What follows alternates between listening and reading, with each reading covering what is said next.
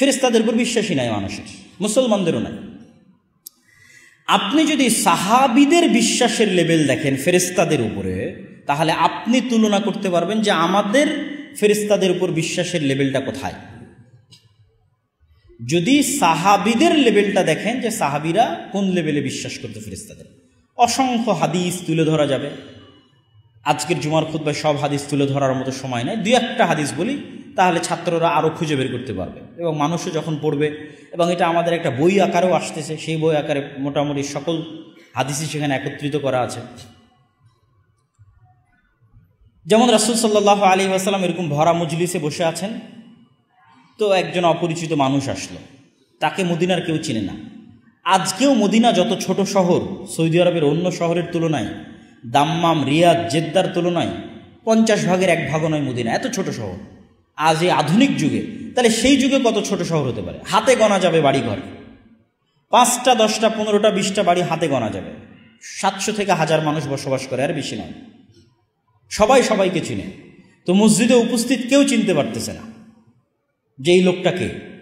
আবার তার গায়ে সফরের আলামত নাই। এটা তো আর আজকের যুগের সফর নয় যে বিমানে সফর করে আসলাম, এ তো মরুভূমির সফর। মরুভূমির সফরে আলামত থাকবে না, এটা অসম্ভব। যখন প্রশ্ন সব শেষ হয়ে গেল, ইসলাম কাকে বলে, ঈমান কাকে বলে, ইহসান কাকে বলে, ফিরে যাওয়ার সময় আল্লাহ নবী বলছে, চিনো শেখে, এই জিব্রাইল এসেছিল তোমাদেরকে দিন শেখানোর জন্য।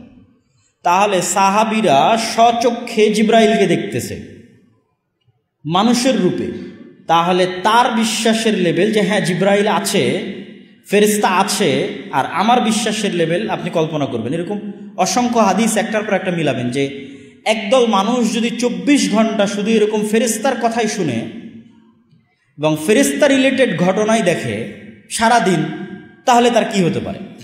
রাসূল সাল্লাল্লাহু আলাইহি ওয়াসাল্লাম বলতেছে যে আমাকে জিব্রাইল এত বেশি পরিমাণে মেসওয়াক করতে বলে, কেননা ফেরেশতাদের গন্ধে কষ্ট হয়, মানুষের মুখের গন্ধে। তোমরা পেঁয়াজ রসুন খেয়ে মসজিদে আসো না, কেননা তারা কষ্ট পায়। ওই বাড়িতে ফেরেশতা প্রবেশ করে না যে বাড়িতে ছবি মূর্তি থাকে। রাসূল সাল্লাল্লাহু আলাইহি ওয়াসাল্লামের বাড়িতেও একদিন ফেরেশতা প্রবেশ করেনি। এরকম ঘটনাগুলো যখন সামনে রাখবেন, এবং আরও চাক্ষুষ ঘটনা যদি বলি, বদরের যুদ্ধে সরাসরি সাহাবীরা ফেরেশতাদের যুদ্ধ করতে দেখেছে, এই মর্মে অসংখ্য রেওয়ায়াত আছে। খন্দকের যুদ্ধে রাসূলুল্লাহ সাল্লাল্লাহু আলাইহি ওয়াসাল্লাম যুদ্ধ শেষ করে এসে তরবারি রাখতে যাচ্ছেন, জিব্রাইল এসে বলছেন আপনি তরবারি রেখে দিয়েছেন, আমরা তো রাখিনি। তো বলে কেন? তো বলে ইহুদিদের 3টে গোত্র বিশ্বাসঘাতকতা করেছে, বানু নাজির, বানু কায়নুকা, এরা বিশ্বাসঘাতকতা করেছে, এদের বিরুদ্ধে তথা এদেরকে মদিনায় থাকতে দেওয়া যাবে না।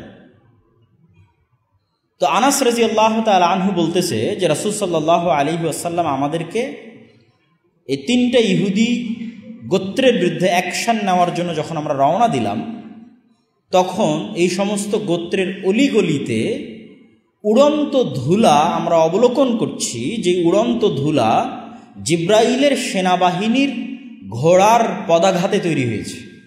সহিহ হাদিস যে আমরা এখন বানু নাজির, বানু কায়নুকা, বানু কোরাইজা এই গোত্রগুলোর দিকে এগিয়ে যাচ্ছি, তো আমাদের আগেই জিব্রাইলের বাহিনী সেখানে পৌঁছে গেছে।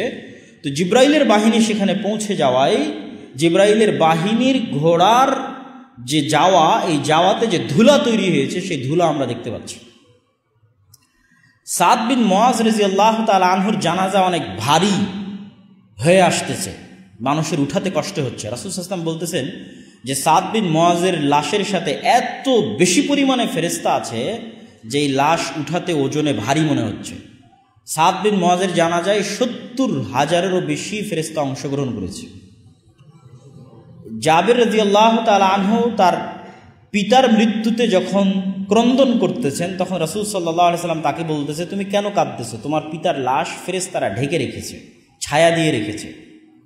হানজালা রাদিয়াল্লাহু তাআলা আনহুকে যখন গোসল দেওয়ানোর কথা আসতেছে, ফরজ গোসল, রাসূল সাল্লাল্লাহু আলাইহি ওয়াসাল্লাম বলতেছেন তাকে ফেরেশতারা ইতিমধ্যেই গোসল দিয়ে ফেলেছে, তাকে গোসল দেওয়ানোর প্রয়োজন নাই। তাহলে আপনি কল্পনা করেন যে এই রকম শত শত হাদিস জমা করা যাবে যেখানে প্রতিনিয়ত সাহাবীরা ফেরেশতাদের অস্তিত্ব অবলোকন করতেছে, অথবা আল্লাহর নবীর মুখে ফেরেশতার কথা শুনতেছে। আল্লাহ সুবহানাহু ওয়া তাআলা নিজে কোরআনে বহু জায়গায় তিনি যে বদরে, খন্দকে, উহুদে আসমান থেকে ফেরেশতা অবতীর্ণ করে সহযোগিতা করেছেন তার বর্ণনা দিয়েছেন।